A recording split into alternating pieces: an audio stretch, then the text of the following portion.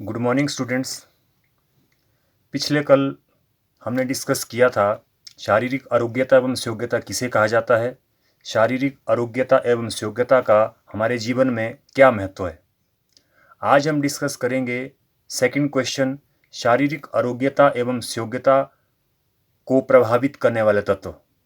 सबसे पहले आपको इस लाइन को समझना होगा, इस प्रश्न की जो पहली लाइन उसे समझना होगा। शारीरिक आरोग्यता एवं योग्यता को प्रभावित करने वाले तत्व, वे ऐसे कौन कौन से तत्व हैं, वे ऐसी कौन कौन सी बातें हैं जिससे हमारी सेहत या तो अच्छी होती है या फिर हमारी सेहत बिगड़ जाती है। यह अर्थ है इस प्रश्न का, शारीरिक आरोग्यता एवं योग्यता को प्रभावित करने वाले तत्व। इसकी पहली हेडिंग है वंशानुक्रम। हमारी सेहत को प्रभावित करने वाला जो पहला तत्व है वह है वंश। वंश का मतलब हमारी पीढ़ियां, हमारे पूर्वज। जिस तरह के हमारे पूर्वज रहे हों उसी तरह की हमारी भी सेहत कुछ हद तक बन जाती है।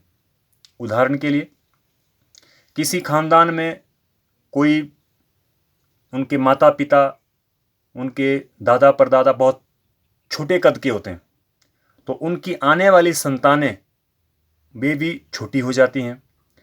किसी वंश में पीछे से ही दादा परदादा से लेकर के सभी लोग मोटे होते हैं, उनके बच्चे भी मोटे होते हैं। तो कहने का मतलब है वंश भी इस बात को काफ़ी हद तक प्रभावित करता है कि हमारी सेहत कैसी रहेगी। हम मोटे होंगे, पतले होंगे, लंबे होंगे, छोटे होंगे, ये हमारे वंश पर निर्भर करता है। सेकंड हैबिट है, सेकंड जो हमारी जो दूसरी हेडिंग्स है वो है वातावरण, स्वच्छ वातावरण। स्वच्छ वातावरण का अर्थ है यदि हमारे आसपास का वातावरण, जहाँ पर भी हम रहते हैं, यदि वह वातावरण स्वच्छ होगा, साफ होगा, तभी हमारी सेहत अच्छी बनेगी।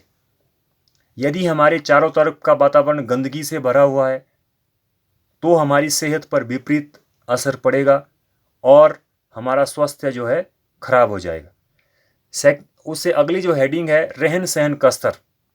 रहन सहन का स्तर का अभिप्राय यह है कि जिस भी स्थान पर हम रहते हैं उस स्थान का वातावरण कैसा है, क्या हमें वहाँ पर मूलभूत सुविधाएं हमारे घर में उपलब्ध हैं। यदि मूलभूत सुविधाएं हमारे घर में उपलब्ध हैं तो हमारे स्वास्थ्य पर अच्छा प्रभाव पड़ता है। साफ सफाई का यदि सभी परिवार के सदस्य ध्यान रखते हैं तो भी हमारा स्वास्थ्य जो है अच्छा रहता है। उसके पश्चात है संतुलित आहार। संतुलित आहार, जैसा कि आप जानते हैं, हमारा जो भोजन होता है, हमारे भोजन में सभी प्रकार, हमें ऐसा भोजन लेना चाहिए जिसमें सभी प्रकार के पोषक तत्व जैसे कार्बोहाइड्रेट, प्रोटीन, विटामिन, मिनरल्स, सभी प्रकार के बैलेंस डाइट हमें लेनी है। संतुलित आहार का यदि हम सेवन करते हैं तो हमारा स्वास्थ्य अच्छा रहता है। यदि हम संतुलित आहार का सेवन नहीं करते हैं तो हमारे स्वास्थ्य पर बुरा प्रभाव पड़ता है। अगली हेडिंग है तनाव एवं दबाव।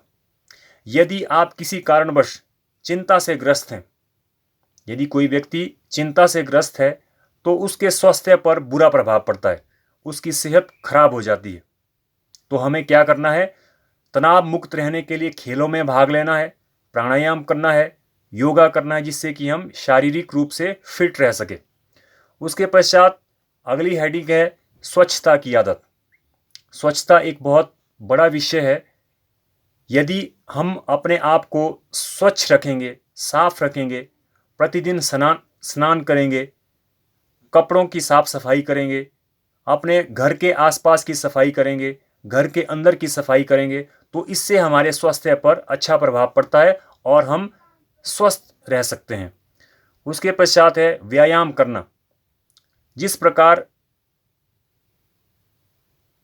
एक शरीर को मेंटेन करने के लिए, एक मेंटेन रखने के लिए, शरीर को हेल्दी हृष्ट पुष्ट रखने के लिए जिस प्रकार जो भूमिका हमारे भोजन की है वही भूमिका हमारे व्यायाम की है। हमें प्रतिदिन सुबह उठकर व्यायाम करना चाहिए, एक्सरसाइज करनी चाहिए, प्राणायाम करना चाहिए, योगा करना चाहिए, जिससे कि हमारा शरीर फिजिकली हम फिट रह सकें। उसके पश्चात है उचित आराम एवं नींद। जितना हमारे शरीर के लिए काम करना आवश्यक है, उतनी ही हमारे शरीर के लिए आराम करना भी उतना ही आवश्यक है। हमें उचित मात्रा में 7 से 8 घंटे की हमें नींद लेनी चाहिए, ताकि पूरा दिन जब शरीर शारीरिक और मानसिक रूप से श्रम करता है, यदि आप उसे उचित नींद और उचित विश्राम उसे देंगे, तब आपके स्वास्थ्य पर अच्छा प्रभाव पड़ेगा, आपकी सेहत अच्छी बनेगी। यदि आप सिर्फ काम करते रहेंगे, अपने शरीर को आराम नहीं देंगे, तो इससे आपका शरीर जो है वो बीमार पड़ सकता है, अस्वस्थ आप हो सकते हैं। उसके पश्चात है, अगली हेडिंग है नशीले पदार्थों का सेवन। नशीले पदार्थ जैसे बीड़ी, सिगरेट, तंबाकू, गुटखा, खैनी, ये तो आप सभी जानते हैं कि नशीले पदार्थों का सेवन करने से हमारे शरीर को बहुत सारा नुकसान होता है। बीड़ी का सेवन, सिगरेट का सेवन कोई व्यक्ति करता है तो उसके फेफड़ों की प्राणवायु लेने की क्षमता उसकी कम हो जाती है। शराब इत्यादि नशे का सेवन कोई व्यक्ति करता है तो उसके जितने भी आंतरिक आपके अंग हैं उन पर बुरा प्रभाव पड़ता है और उसे अनेक तरह की बीमारियां उस व्यक्ति को घेर लेती है। इसे हमें नशीले पदार्थों से दूर रहना चाहिए। यदि आप नशीले पदार्थों से दूर रहेंगे तो आपके स्वास्थ्य पर अच्छा प्रभाव पड़ेगा। और अगली हेडिंग है प्रतिदिन व्यायाम करना। ये हम पहले डिस्कस कर चुके हैं, संतुलित आहार भी हम डिस्कस कर चुके हैं। अब मैं पूरी इसको समराइज करने की कोशिश करूंगा। सबसे पहली हेडिंग है वंशानुक्रम, वातावरण, नियमित व्यायाम, रहन सहन का स्तर, संतुलित आहार का सेवन करना, व्यायाम करना, स्वच्छता की आदत, नशीले पदार्थों का सेवन, प्रतिदिन व्यायाम करना, संतुलित आहार लेना। ये है प्रश्न शारीरिक आरोग्यता एवं योग्यता को प्रभावित करने वाले तत्व।